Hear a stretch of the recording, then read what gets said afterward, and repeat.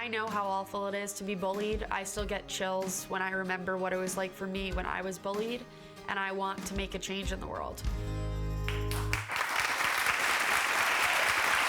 That was Val Weisler, who started the Validation Project to help stop the bullying epidemic. So what can you do to prevent it from happening to someone you love? Here to tell us is Val's mentor and empowerment strategist, Jessica Abo. Hey, Jess, nice to see you. Thanks for having me. My pleasure. Let's get right into this, because I think one of the things parents feel, and Megan was talking about this earlier, you feel helpless when your child is being bullied. You don't know what to do. So what is the first step that a parent should take? The first step is just to understand what's actually happening on the ground. Is your child being bullied physically, verbally, socially? Once you understand what's happening, you'll know where to go first. So if your child's being teased on the soccer field, speak to the coach. If your child's being harassed in the hallway, you're going to want to meet with the school social worker, psychologist, or the principal. You also say that sometimes the child needs to confront their bully, but they should rehearse what they're going to say first. So this, I cannot stress enough, should be done only on a case-by-case basis. If your child feels like he or she or Z, referring to the transgender community, would like to approach their bully,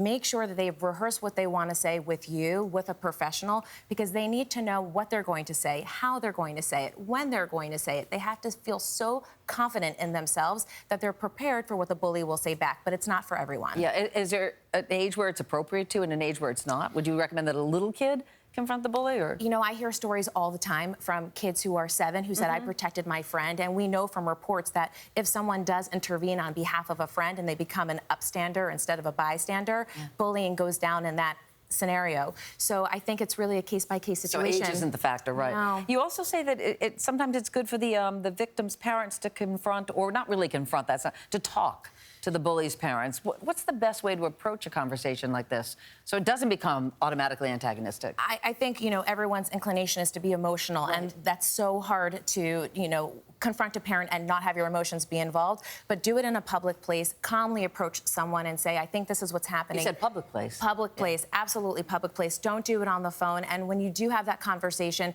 don't accuse anybody, don't blame anyone, just present the information that you have. That parent may not even be aware of what's going on, and they may not know that something that's happening in his or her own home is translating into their child's behavior. Yeah, and there's all kinds of bullying. 43% of students, according to DoSomething.org, have been cyber-bullied.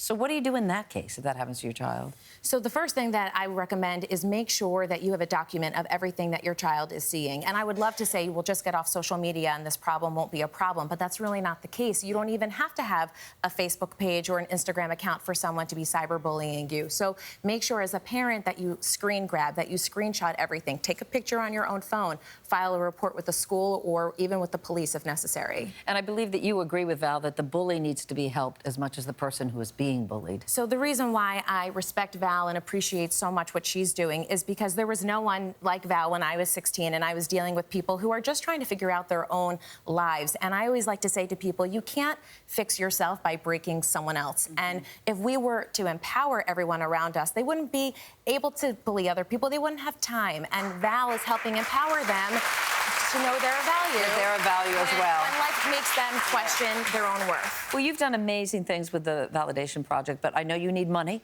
to take it to the next step. You may not know this, but this is Surprise Week on this show, and there's someone in the audience who wants to tell you something. So, Bella, can you stand up? What would you like to say to Val? Hi. I want to say that you really inspire me so much.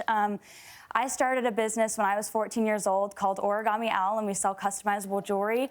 And at Origami Owl, we really believe in empowering people, and we also believe in helping people who are bullied, and we support a lot of charities that way. And so on behalf of Origami Owl and myself, we want to reward you with $10,000.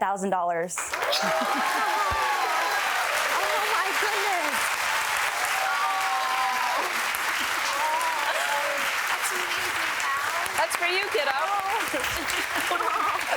Oh my God, thank you so much. Wow, I don't know what to say. I mean, like, it started with $25 of my babysitting money, and it was really running from that up until like 5 seconds ago. Thank you so much. Wow. Well, you've already helped so many kids, but there are so many others who need your support through the project. So thank you for all you do for children in this country and around the world. You took something that was so negative in your life and you turned it into a positive to help others, and you are to be commended. You really are. You're an amazing young woman. For more information on the Validation Project, head to our website, meredithvieirashow.com.